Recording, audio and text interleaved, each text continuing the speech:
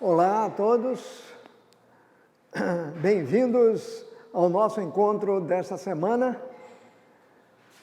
para continuarmos a nossa caminhada com Jesus, pedindo sempre as graças de Deus Pai, para que por ação do Espírito Santo nós possamos seguir confiantes na estrada e no caminho, na estrada com Jesus e no caminho que é Ele próprio. Em nome do Pai, do Filho e do Espírito Santo. Amém. Pai nosso que estás nos céus, santificado seja o vosso nome. Venha a nós o vosso reino.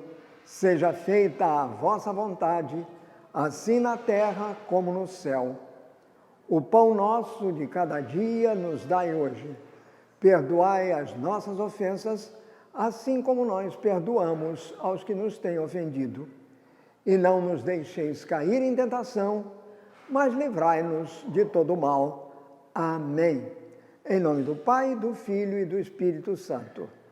Seguros nas mãos de Nossa Senhora, Santa Maria, que é a nossa mãe, e de São José, iniciamos a nossa caminhada de hoje, que é um prosseguimento daquela que nós vimos no nosso último encontro. Isto é, nós estamos começando a ver a caminhada, o início da missão de Jesus na Terra, o início da sua vida pública. Mas antes que ela começasse efetivamente, Jesus vive dois momentos absolutamente fundamentais, tanto para ele quanto para nós, porque o dele serve de exemplo para nós.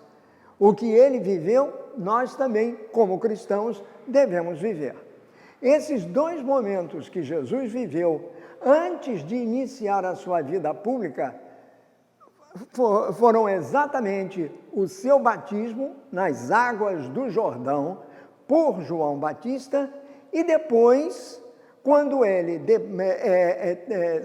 terminado o batismo, ele é levado pelo Espírito Santo para o deserto, onde ele seria tentado pelo demônio.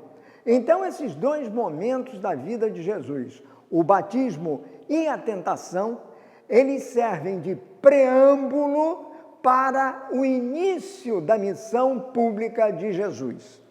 Em outras palavras, Jesus foi batizado e Jesus foi tentado para que ficasse devidamente preparado para enfrentar as dificuldades da caminhada na vida, da sua vida humana, em que ele traria e implantaria na terra o reino de Deus. Para cumprir a sua missão como homem, ele sentiu necessidade de ser batizado.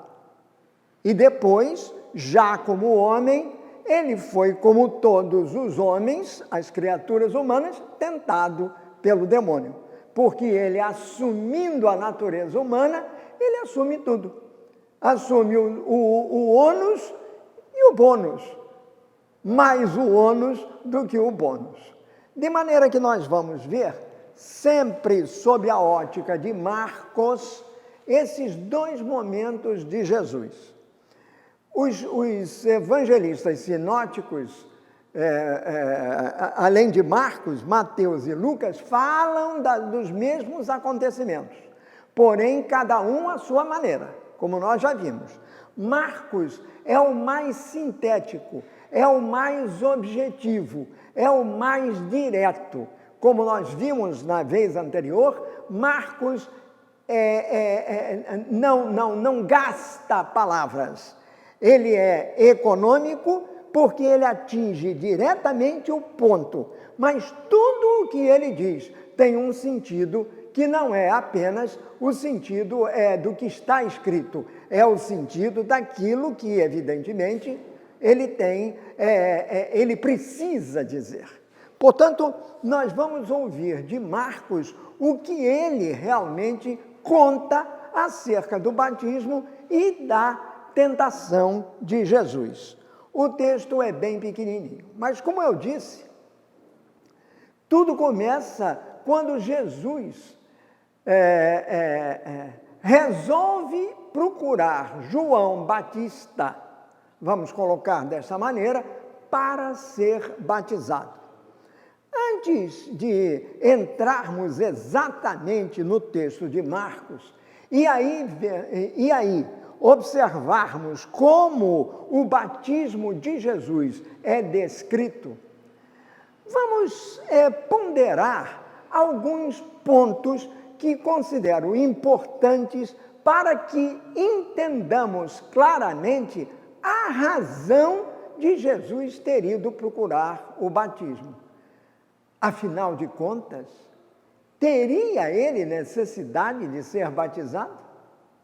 É isto que nós vamos ver antes de entrarmos no texto especificamente.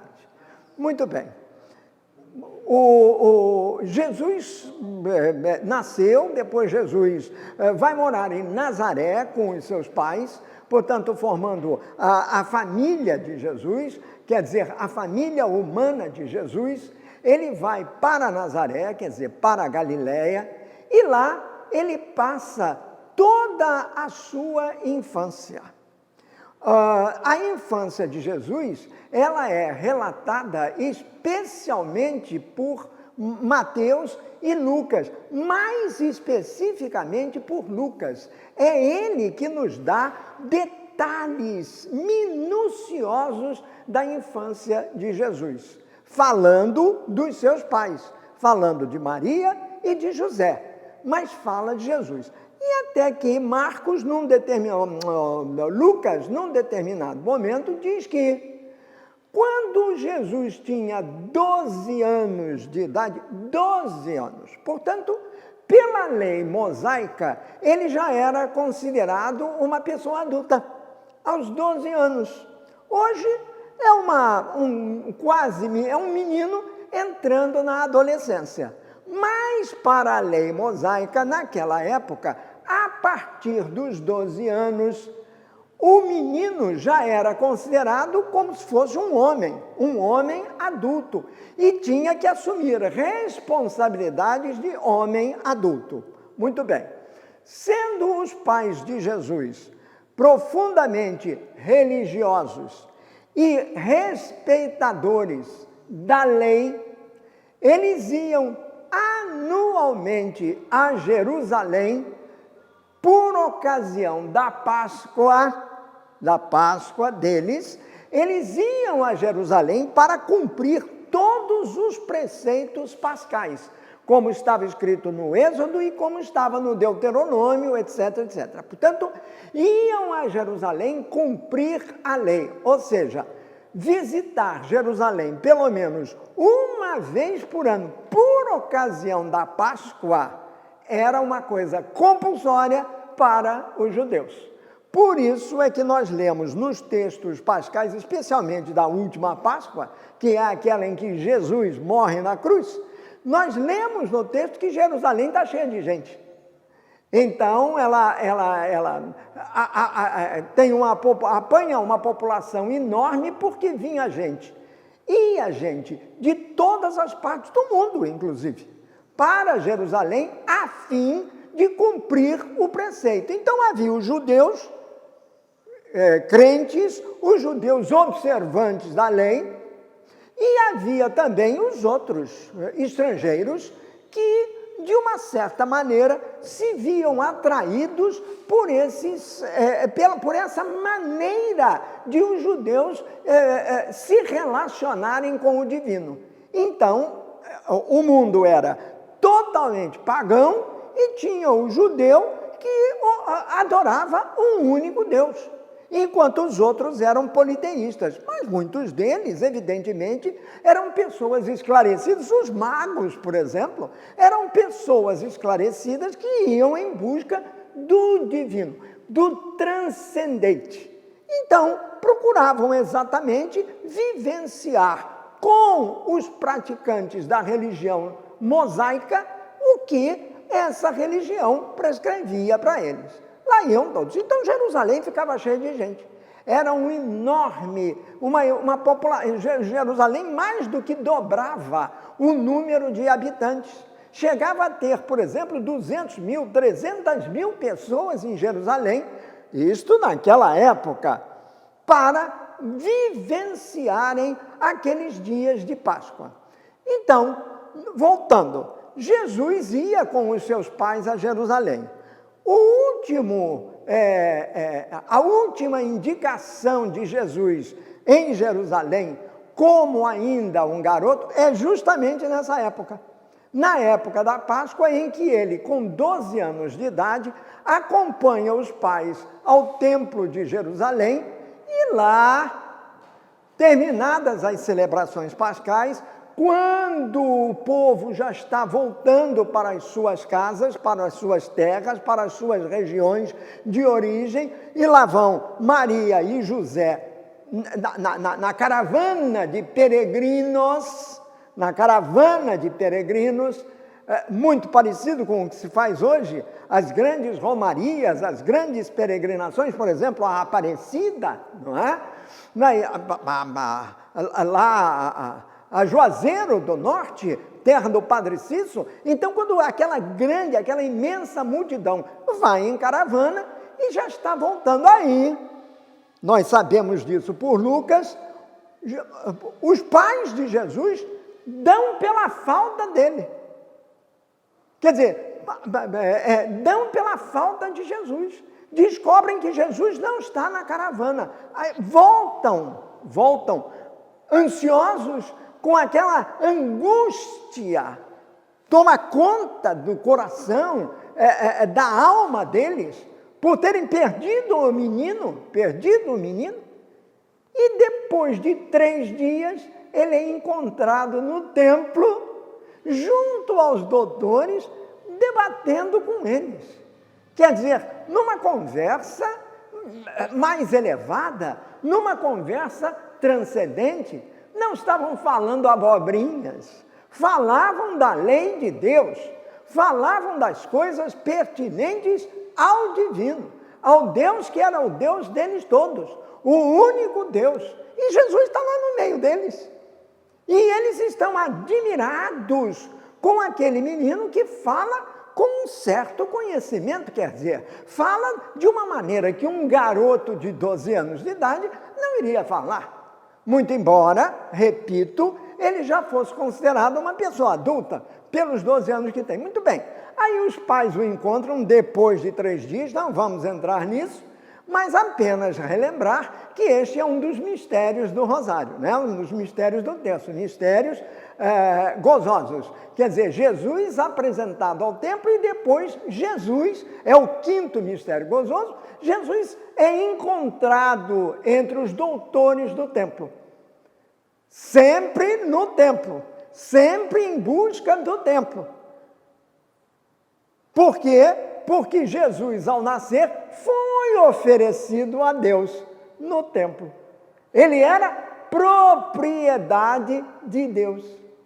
Então ele vai ao templo, que é o local de encontro com Deus, justamente para cumprir já uma parte, não é? Dando a entender o que ele faria depois.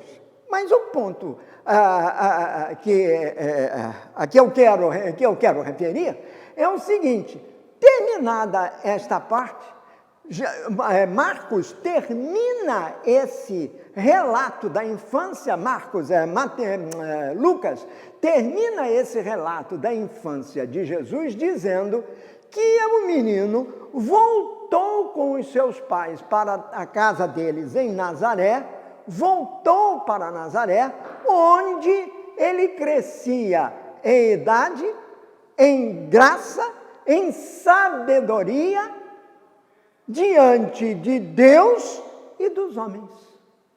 Portanto, a partir daí, Jesus vai reaparecer no momento do batismo. E ele reaparece no momento do batismo quando ele já tem 30 anos, ou cerca de. Então, se ele saiu com 12 anos, no dizer de Lucas, ele sai com 12 anos, ele só reaparece muito tempo depois, já adulto, já homem feito, já totalmente constituído fisicamente, é um homem, igual a todos os homens. E eu suponho que ele fosse um homem até forte, de físico bem desenvolvido, porque, afinal de contas, o trabalho dele, supõe-se também, mas tudo leva a crer, que fosse o do pai. Ou seja, se o pai era carpinteiro, artesão, que trabalhava com madeira, com ferro, com cobre, com metais, e madeira principalmente, ele precisava de força para carregar aquelas toras. Então ele foi se desenvolvendo fisicamente, foi se desenvolvendo intelectualmente, crescia em força, não é? Em idade e espiritualmente, porque ele estava em permanente contato com Deus. Entendamos que ele buscava, pelo trabalho, santificar-se como homem e santificar-se pelo trabalho. O trabalho é, pois, um caminho de santificação. Repetimos exatamente aquilo que Jesus fez. Durante este período da sua vida, em que há um silêncio, desce um silêncio sobre a vida de Jesus. Nenhum evangelista registra coisa alguma entre aquele momento que ele reaparece no templo com os doutores, 12 anos, e até a hora em que ele surge na beira do Jordão para ser batizado por seu primo João Batista. Isto tem ele 30 anos, então são 18 anos.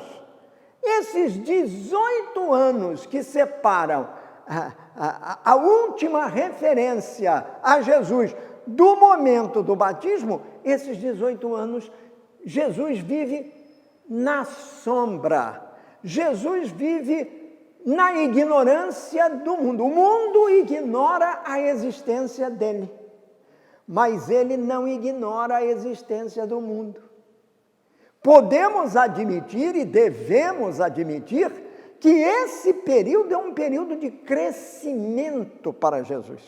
Crescimento não só físico, mas crescimento intelectual, crescimento de conhecimento. Jesus passa a conhecer mais a vida humana. Ele se encarnara e depois ele precisava aprender a ser homem.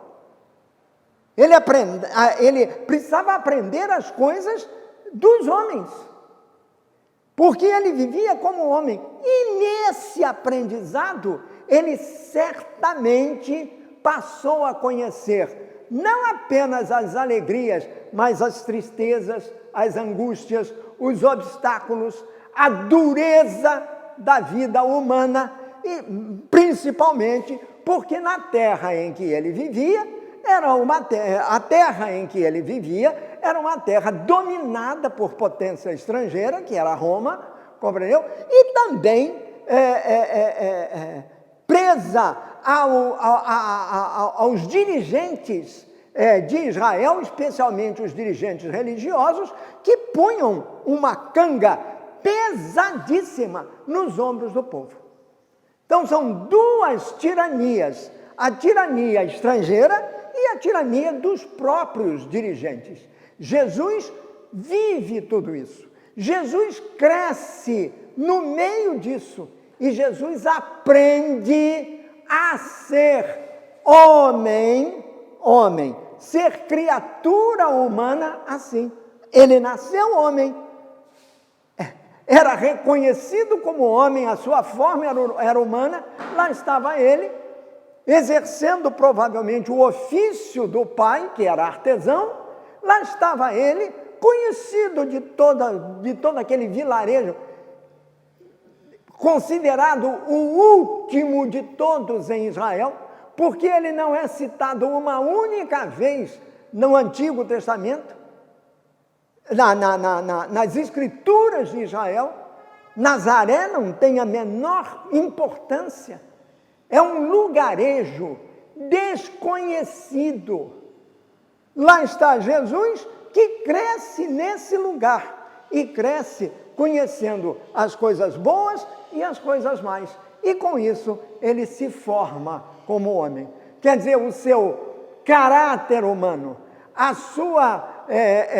o seu entendimento das coisas humanas, ele adquire nesses anos em que ele passou em silêncio.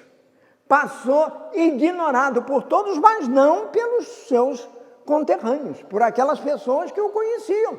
Tanto que mais tarde vão dizer, mas não é ele o filho de José, o carpinteiro? A mãe dele não se chama Maria? Esses são os conterrâneos deles. Todo mundo sabe quem ele é. O lugarejo que ele vivia era pior que um lugarejo. Era um brejo seco. Então lá estava Jesus, naquele lugar. Agora imaginemos isso. Que grande mistério é esse? O Filho de Deus, encarnado, vivendo uma vida absolutamente miserável naquele lugarejo. O Filho de Deus, o Criador de tudo. Lá está ele, que também criara todas as coisas com Deus, porque nada do que foi feito sem ele. Lá está ele, vivendo naquele lugar para ser exatamente aquilo para o qual ele veio, um homem. O Verbo de Deus que se encarna em Maria, o Verbo que se faz carne para habitar entre nós. E se foi para habitar entre nós, claro, ele, se é o Verbo de Deus, ele veio conhecer como nós vivíamos. Nós, quer dizer, os seres humanos, as criaturas iguais a ele. Foram 18 anos de aprendizado. Assim, quando chegou por volta dos 30 anos, ele já tinha 30 anos, isso é registrado, Jesus decidiu que era o momento de iniciar a sua missão. A missão que o Pai lhe encomendara. A tarefa que ele tinha vindo cumprir com a sua encarnação no meio dos homens, no meio do mundo. Aos 30 anos, vamos colocar assim, 30 anos. Ele já estava bem formado, ele crescia em quê? Em graça, crescera fisicamente, primeiro, para todo mundo ver, segundo, em graça, né? Em sabedoria, principalmente diante de Deus e dos homens. Eu posso bem imaginar que foram anos, esses 18, em que Jesus manteve um diálogo íntimo com o Pai Celeste. E esse diálogo íntimo, ele encontrava na oração. A oração é esse, é o diálogo com Deus. Diálogo, veja bem, a palavra logos significa palavra em grego, e dia é duplo. Então o diálogo significa a conversa, né? Quer dizer, a palavra de dois. Um fala, o outro ouve, o outro rebate, e esse aqui triplica. Então, é isso aí. Jesus pronto para o início da sua missão pública. Pronto. Formado como homem, mas ainda não necessariamente formado para cumprir aquilo que Deus lhe havia encomendado. Ou seja, ele veio para trazer a salvação aos homens. E para trazer a salvação à humanidade decaída pelo pecado, ele que iria assumir o pecado de todos, ele precisou primeiro, como todos faziam, todos aqueles crentes, ele precisou primeiro procurar a maneira como ele se introduziria nesse mundo particular da criatura e do Criador. Para isso, ele buscou o seu primo João, que batizava à beira do Jordão. E ele foi ao encontro de João no Jordão. Muito bem. Caminhou de Nazaré até o Vale do Jordão. Ficava bem abaixo, no sul. Então caminhou dias e dias e dias para chegar ao lugar onde estava João. E quando ele chegou nesse lugar, o que ele viu em primeiro lugar, viu por primeiro, porque era uma coisa evidente, foi uma multidão. Uma multidão que estava presente lá no Jordão, uma multidão que acorria para ouvir o grande pregador, o grande profeta, o homem que se vestia com pele de camelo, que comia gafanhoto e mel, o homem que tinha o cabelo comprido, a barba comprida, como um dos antigos profetas, um nazareno, isto é, aquele que era inteiramente dedicado a Deus, por isso não cortava cabelo, não cortava nada. O homem que se apresentou ao povo, não como o Messias, que ele disse claramente que não era, embora todos pensassem que ele fosse pela força da sua palavra, mas aquele que era, como Isaías havia previsto, como Isaías havia profetizado, mais 800 anos antes, a voz que clama: preparai no deserto os caminhos do Senhor. Preparai no deserto os caminhos do Senhor, ou seja, endireitai a vida. O deserto é a vida. Endireitai a vida. Vocês todos endireitem a sua vida, para que o Senhor possa efetivamente atravessá-la, passar por ela, trazer a ela aquilo para o que ele vinha, a salvação. Mas para isso é preciso estar preparado. E para estar preparado, sendo todos pecadores, era preciso duas coisas, dizia João. Primeiro, confessar os pecados. Segundo, arrepender-se. E terceiro, depois de batizado,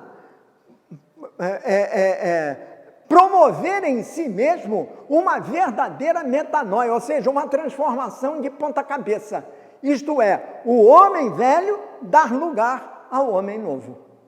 Isto é o que João dizia. Para receber o Messias, que era esperado por todos, havia 400 anos que se esperava o Messias. Aí chegou esse profeta e começa a falar da chegada iminente do Messias, inclusive dizendo: não sou eu, quando acharam que era ele, por causa da força da palavra, não sou eu. O Messias está no meio de vocês, mas vocês não o veem, vocês não o conhecem, porque vocês não estão preparados para conhecê-lo. E preparados para conhecê-lo é estar puros. E para vocês se purificarem, quer dizer, se limparem, é como se tomassem um banho para ficar limpo, para encontrar o Messias, para vocês estarem limpos para encontrarem o Messias, é preciso que vocês tomem um banho, e era entrar no Jordão. A isso deu-se o nome de batismo. Batismo por imersão. Ou seja, a pessoa entrava na água, submergia e depois saía da água, quer dizer, levava um banho. A água corrente do Rio Jordão, ele não foi para o mar, ele foi para o rio exatamente porque a água do rio passa. É como se ela passasse, a água corrente passa, levando toda a sujeira consigo. Então a pessoa que entrou na água de uma maneira, mas ao sair da água, a água já era outra. E ele também tinha que ser outro, diante dos homens e diante de Deus. Aí ele estaria purificado. Por isso João exigia do batizando exatamente aquilo, a confissão pública dos seus pecados e a promessa mais feita para si mesmo de mudança de vida, de transformação de vida, numa palavra, de conversão. Você continua sendo você, mas é outro. Você se faz. Muito bem. E aí o povo, atraído por aquela palavra forte, pelo exemplo de João Batista, o povo parte em magotes para a beira do Jordão, a fim de ouvir João e fazer aquilo que as pessoas fizessem. E eram milhares de pessoas que faziam isso. Entravam no Jordão e recebiam um batismo, o batismo de purificação. Batismo, ou seja, a limpeza, passava por um processo de limpeza, de purificação. Tanto que ele vai dizer, o batismo que eu dou a vocês é um batismo de purificação. Purificação, ou seja, a água passa por vocês, a água limpa vocês, a água os deixa purificados para viverem a vida, para receberem a visita do Messias, que ninguém sabe quem é. Então João estava assim, e lá num determinado dia, o que acontece? João então diz ao povo que ele não é o Messias.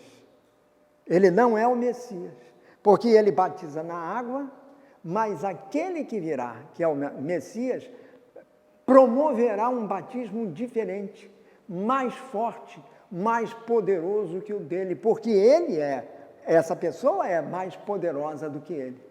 O batismo, eu batizo vocês na água, diz João, mas ele que virá depois de mim, batizará a todos no Espírito Santo. Então, esse batismo de João vai ser substituído por um outro batismo. É o batismo na água, mas é o batismo, sobretudo, no Espírito Santo. E eis que um dia, sem que ninguém esperasse, no meio daquela multidão aparece uma pessoa. Devia ser um jovem, era um jovem, um homem de uns 30 anos, cuja aparência fez com que João estremecesse. Ao olhar para aquela pessoa, ele certamente deve ter sentido nele o Messias, embora não soubesse quem era, embora fosse primo dele. E mesmo que tivesse havido lá antes um encontro deles, enquanto estavam no útero de suas mães, quando Maria vai visitar Isabel, nós lembramos que Isabel diz para Maria, ao som da tua voz, a criança pulou no meu ventre. Portanto, o encontro das duas mães, Maria e Isabel, foi exatamente o encontro dos primos.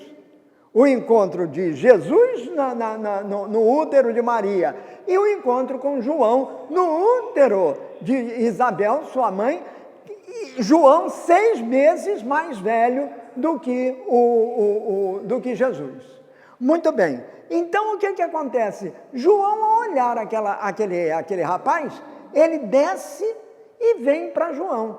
E aí, quem vai contar a história com minúcias é Lucas. Mas nós não vamos passar Lucas, vamos passar Marcos, porque é o evangelista do ano. E vamos ver de que maneira Marcos conta o batismo de João, o batismo de Jesus, ele que foi o primeiro evangelista a falar disso.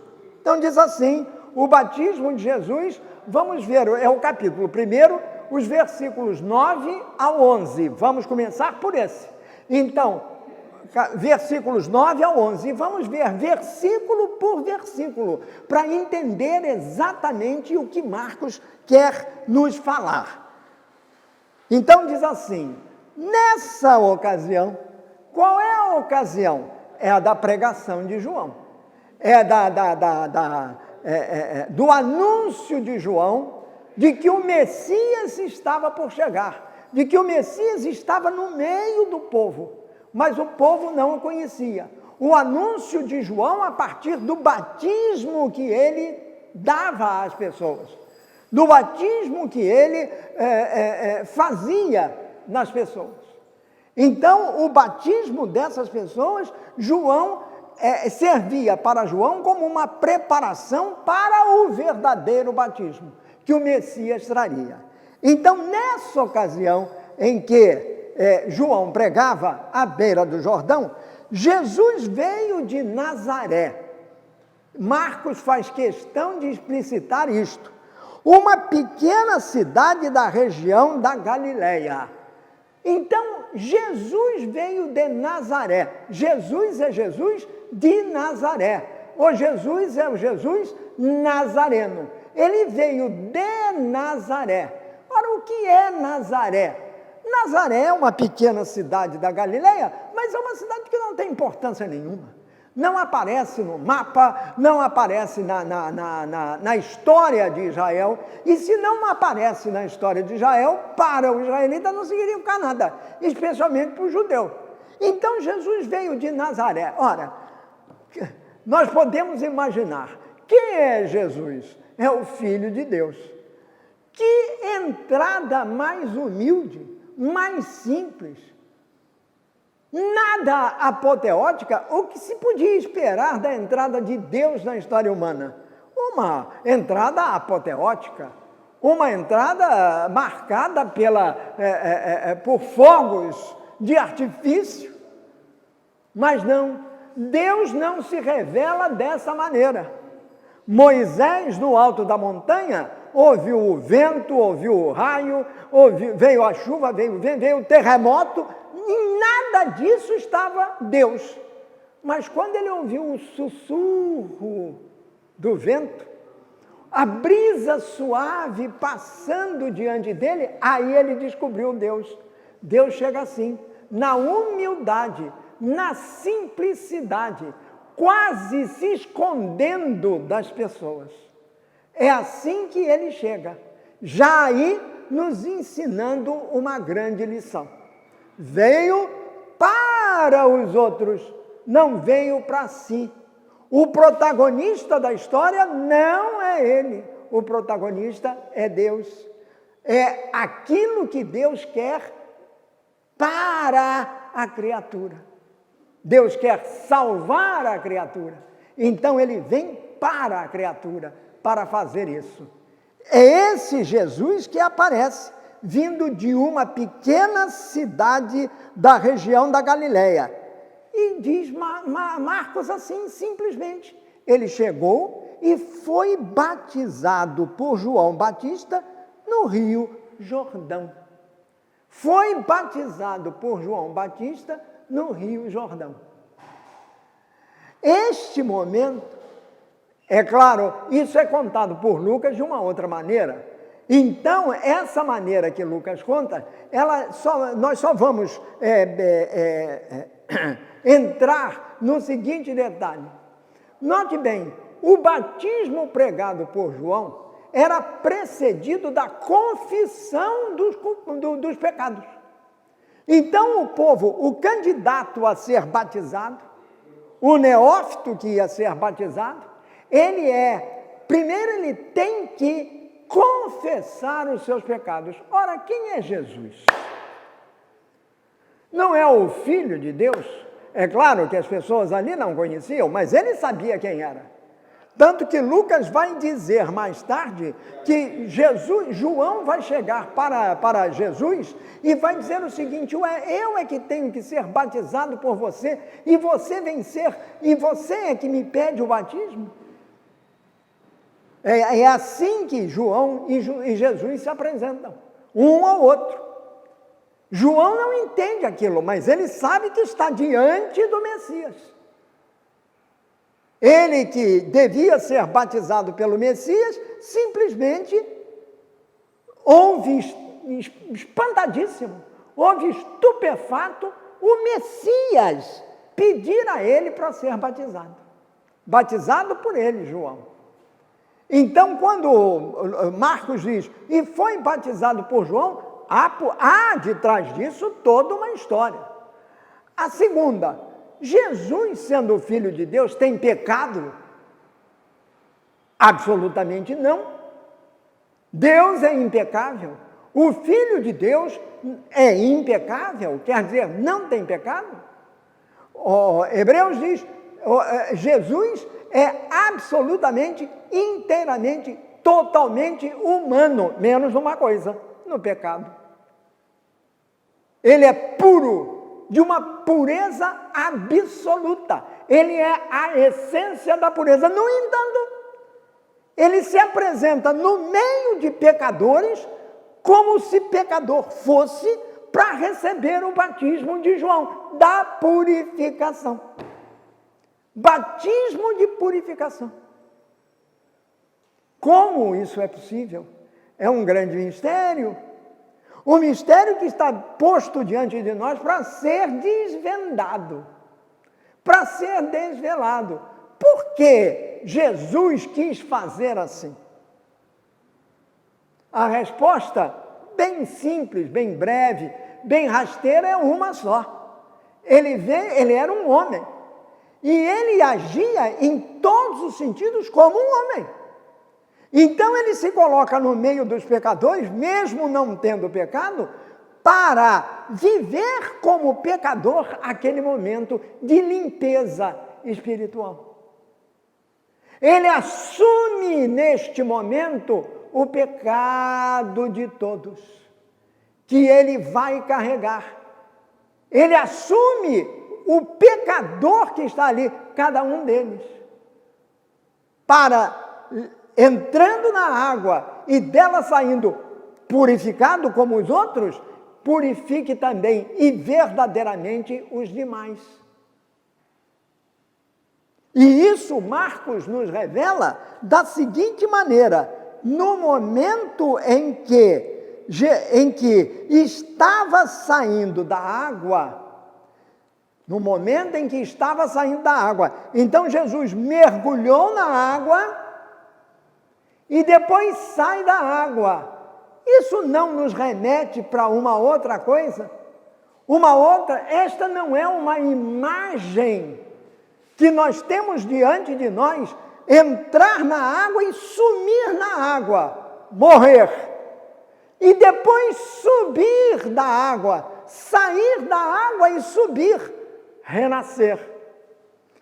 A morte e a ressurreição estão pintadas aqui, singelamente, diretamente. Já aqui, nós podemos ver como pano de fundo a morte e a ressurreição de Jesus. A entrada na água e a saída na água. Penetrou na morte e saiu da morte. E é isto o batismo. Entra-se na morte, morre o pecado e sai um homem novo, purificado. Jesus, que não tinha pecado, quis estar no meio dos pecadores, como se pecador fosse, para poder santificar aquele momento, que até então era um simples acontecimento. Claro que tinha o seu valor intrínseco para eles, na mentalidade deles, mas Jesus dá a esse um novo valor. Por quê? No momento em que ele estava saindo da água, Jesus e João também viu o céu se abrir e o Espírito de Deus descer sobre ele como uma pomba. Então, esse momento, isso não existia no batismo de João. Jesus passa pelo rito do batismo, mas para ele não vale o rito de João. Por quê? Porque ele cria ali um novo rito. No momento em que ele sai da água e se eleva, é como se ele subisse para o céu e o céu se rasga, o céu desce sobre ele. É como se fosse Moisés rompendo o Mar Vermelho para iniciar um novo êxodo. Esse êxodo que Jesus vem trazer para a humanidade é justamente caminhar com ele pela estrada dele a caminho do Pai. Isto é um êxodo, deixar para trás o pecado, deixar para trás a morte e pelo batismo ir ao encontro da vida e da vida plena. Esse é o sentido do batismo cristão, que começa no batismo de João, mas é santificado por esse Jesus, que sendo homem impecável, assume o pecado de todos, assume o pecador, seu irmão, e leva-o para a água, onde ele morre e ressuscita. Aí está o batismo. E nisso, a saída da água está lá em Isaías 63, versículo 11.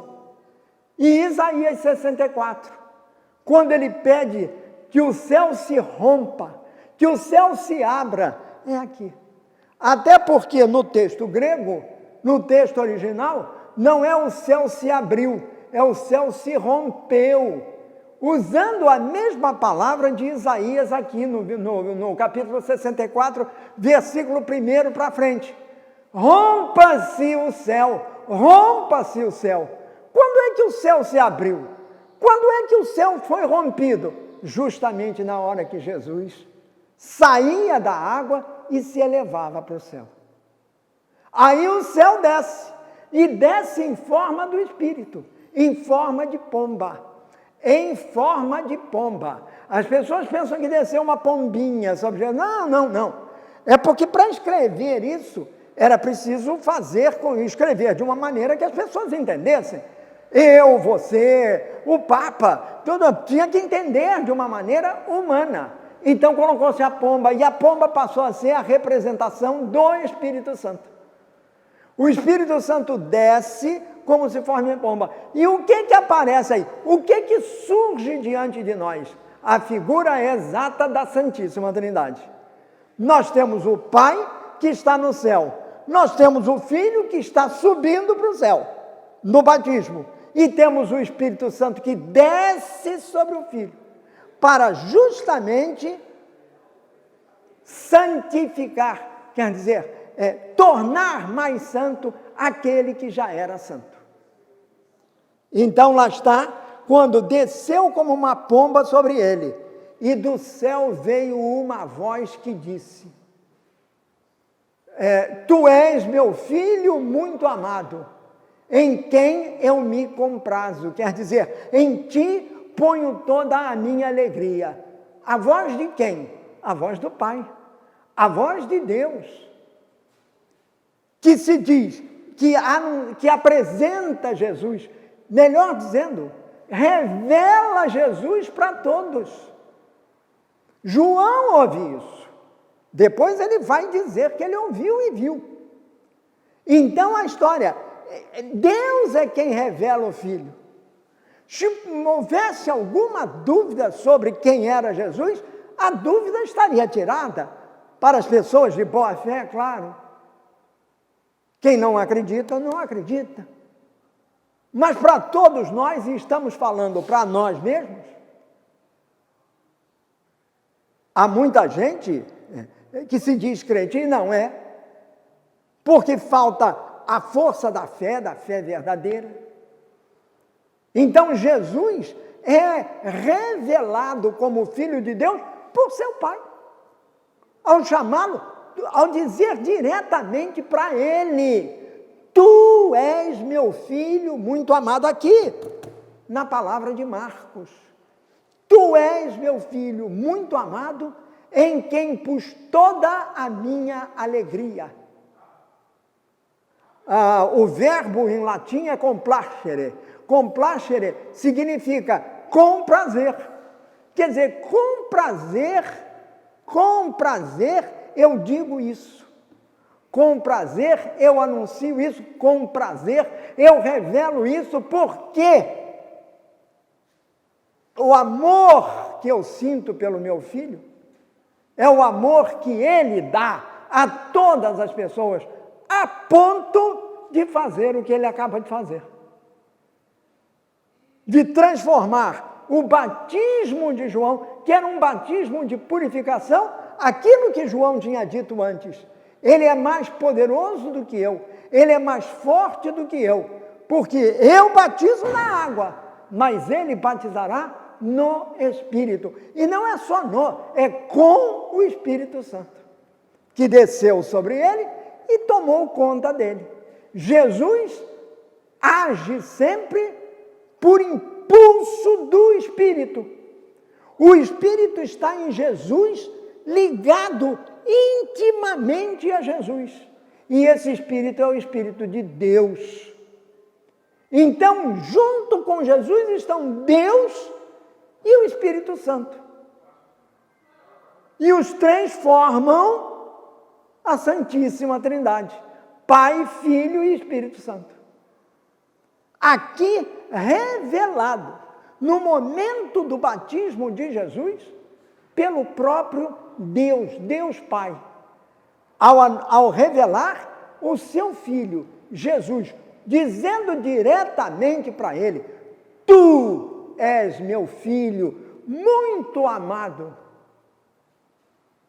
Dilectus é a palavra em latim. Dileto é muito amado. Muito amado. Nós não conseguimos expressar isso a não ser com esta palavra, cuja força, partindo da palavra de Deus, é muito maior. Porque é Deus, tu és o meu filho muito amado, porque divinamente amado. Tu és meu filho muito amado, em quem pus toda a minha complacência, complacuit, em quem pus todo o meu amor. Palavras que se ouvirão novamente na transfiguração de Jesus. Muito bem, então aqui chega a palavra de Deus, e assim Jesus é batizado. Ele está começando a se preparar para a sua vida pública, mas precisou, antes disso, ser batizado. O nosso batismo tem origem aqui. O batismo cristão é este. Quando uma criancinha é batizada, ou então já uma pessoa, um garoto, um adulto é batizado, ele é batizado nesse sentido, para cumprir isto que está aqui. Ele passa a fazer parte do povo de Deus, do novo povo. Então Jesus é uma vez que ele foi batizado, ele já está com metade do caminho feito da sua preparação para iniciar a sua vida pública. Mas faltava mais uma coisa. E já no versículo 12 e no versículo 13, o que acontece? Nós temos isto que está aqui. Jesus é levado pelo Espírito ao deserto. Se Jesus é levado pelo Espírito, significa que o Espírito existe para levar para onde quer. Por isso, nós vamos ouvir num determinado momento a seguinte expressão: o Espírito sopra e sopra para onde quiser. Tenho vontade de fazer alguma coisa, mas acabo fazendo outra. É o sopro do Espírito. Não, você não vai por esse caminho, vai por aquele. Mas o Espírito, que é o Espírito de Deus, se ele sopra, ele também ilumina. Se ele ilumina, ele guia. Ele conduz.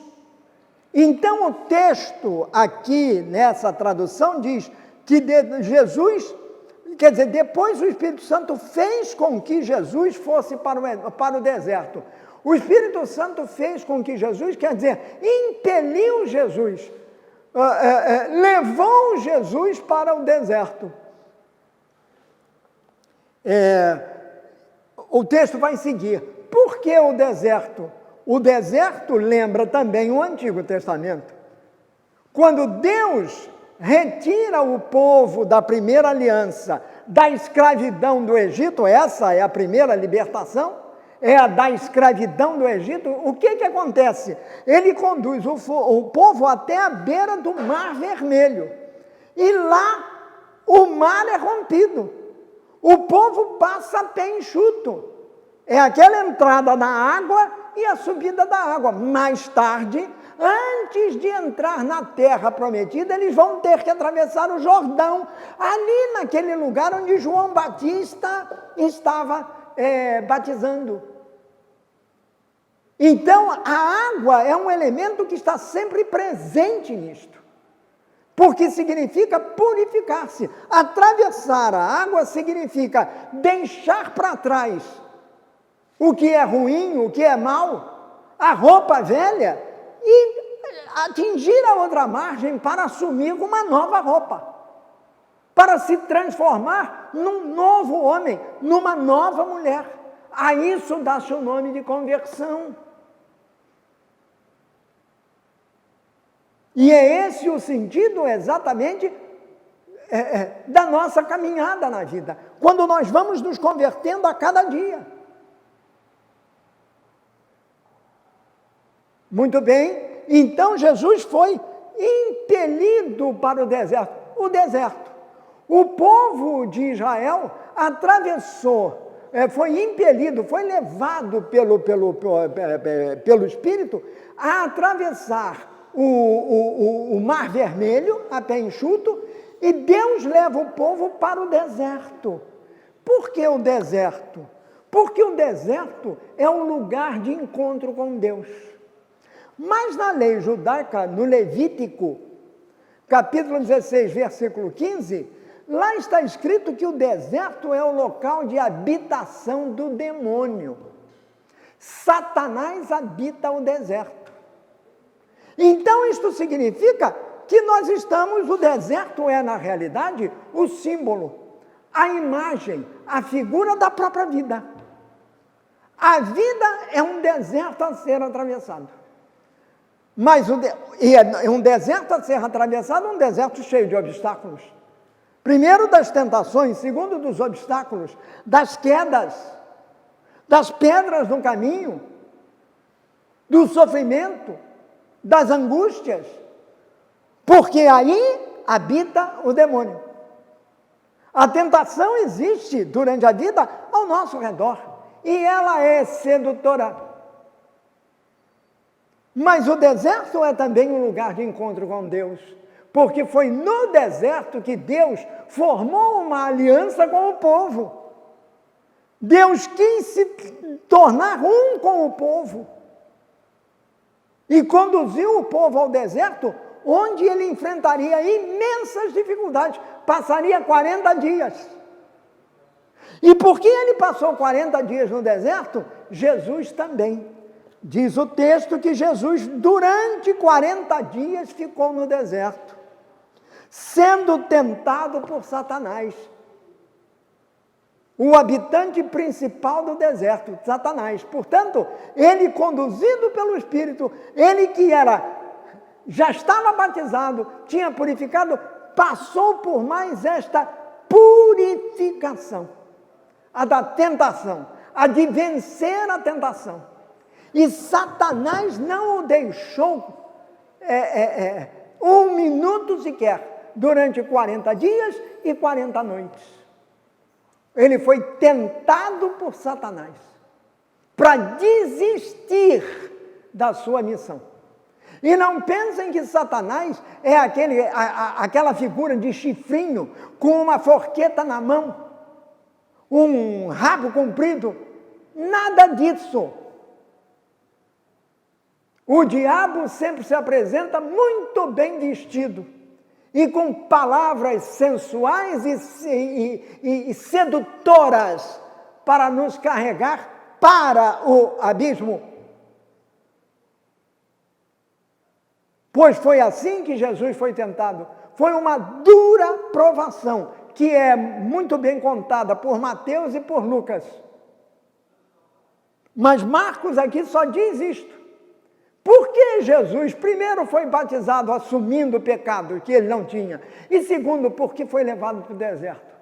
Porque era preciso deixar um exemplo. Era preciso mostrar o que fazer diante da tentação.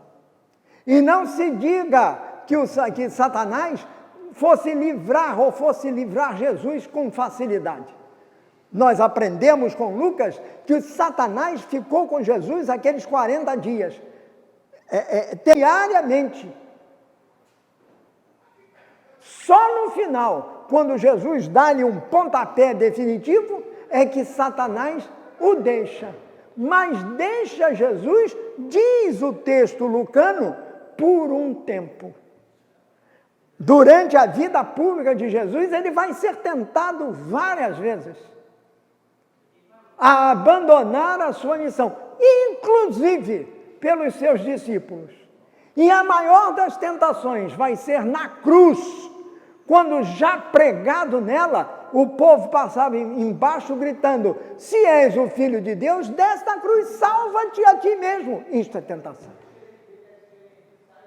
Ou seja, você não tem nada aí a fazer aí, tu és o Filho de Deus, Deus vai te proteger.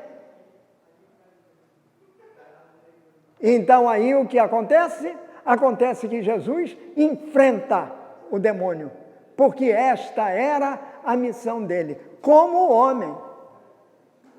É o Filho de Deus humano. O Filho de Deus que tinha tomado o batismo, tinha se purificado pelo batismo, mas não pelo rito de João, mas transformando o rito de João no novo batismo. O batismo que nos torna membros da nova e eterna aliança que ele iria comprar para nós com o sangue derramado na cruz.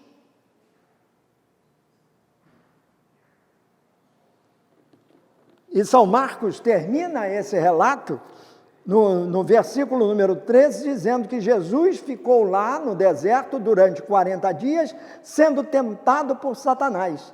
Ali, e Marcos é o único a dizer isso, havia animais selvagens e os anjos cuidavam de Jesus. Havia animais selvagens. Isaías, lá nesse capítulo 63, ele fala de uma harmonia de toda a natureza. Tanto os homens quanto os animais viveriam em harmonia, uns com os outros. É como se não houvesse o que? Guerra. Um não iria contra o outro. Eles se entenderiam de alguma maneira. Pois Jesus, os animais selvagens são leões, tigres, isso existia lá naquele local nessa época. O deserto era povoado desses animais selvagens. Mas ali Jesus consegue conviver com eles, mostrando que o que Deus quer entre os povos, o que Deus quer entre o homem e a natureza é a harmonia. Se trouxermos isto para o nosso dia, não temos um leão na nossa frente, não temos um tigre na nossa frente, mas temos uma floresta que está sendo continuamente destruída. As águas que estão sendo continuamente poluídas, o ar que nós respiramos e que é fundamental para nós, irrespirável, pelos poluentes jogados nele. Então não existe harmonia. Mas quando olhamos para o universo, para o espaço sideral, nós vemos que não há batida. Tudo vai na sua órbita certa, correta. Isso não foi o homem que fez. O homem percebe, mas ele não faz isto, porque ele não tem na sua vida harmonia. Além do mais, ele é, e os anjos o serviam. Os anjos serviam, cuidavam de Jesus. Salmo 90, 91, que dizia exatamente que Deus viria cuidar dos seus. Diz aqui, Salmo 91, olha aqui, Deus mandará que os anjos dele cuidem de você. Salmo 91. Então, mesmo aqui, nessa passagem de Marcos, que não tem esse objetivo, ele está atrelando o Novo Testamento ao Antigo Testamento. Na passagem simples, direta, objetiva de Marcos, nós temos como pano de fundo Isaías, o Salmo, o Êxodo, no relato de Moisés atravessando, e o que Marcos está querendo mostrar é que, na realidade, sem anunciar isso, é que, na realidade, Jesus é o novo e verdadeiro Moisés, aquele que leva o povo pelo deserto a caminho da terra prometida. Jesus leva-nos pelo deserto da vida a caminho da nossa pátria definitiva, que é o céu, que é o coração mais íntimo de Deus. Esse é o relato do batismo e da tentação de Jesus segundo Marcos. Apenas uma visão, apenas uma ideia. Jesus passou por esses dois momentos muito difíceis antes de iniciar a sua vida pública. Tendo passado por esses dois momentos agora, estamos prontos para caminhar com Jesus na sua vida pública. E é isso que a liturgia nos mostra ao longo do ano, naquele período do ano litúrgico que se chama tempo comum. E que é aquele que nós estamos vivendo neste momento. Já vamos pela quarta semana, entrando na quinta semana. Há um período que precede a quaresma, que começará logo depois do carnaval, na quarta-feira de cinza, já na outra semana. E aí esse período da quaresma se prolongará, virá o período da Páscoa, e esse tempo comum, que é a história da vida pública de Jesus, ele voltará somente lá no outro semestre. Passados todos esses momentos importantes que nós vamos viver agora. No entanto, ainda temos tempo para caminhar um pouquinho com Jesus no início da sua vida pública, já que passamos com ele pelo batismo para entendermos o nosso batismo, já que atravessamos com ele, na visão de Marcos, a tentação no deserto, para entender que a nossa vida não é uma vida marcada por imensas alegrias, mas também por inúmeras dificuldades. Isto é da vida, isto é o deserto. Devemos, pois, confiar em Deus, porque Deus não abandona os seus e manda os seus anjos cuidar dos seus, como eles cuidaram de Jesus. É o que nós esperamos para nós mesmos.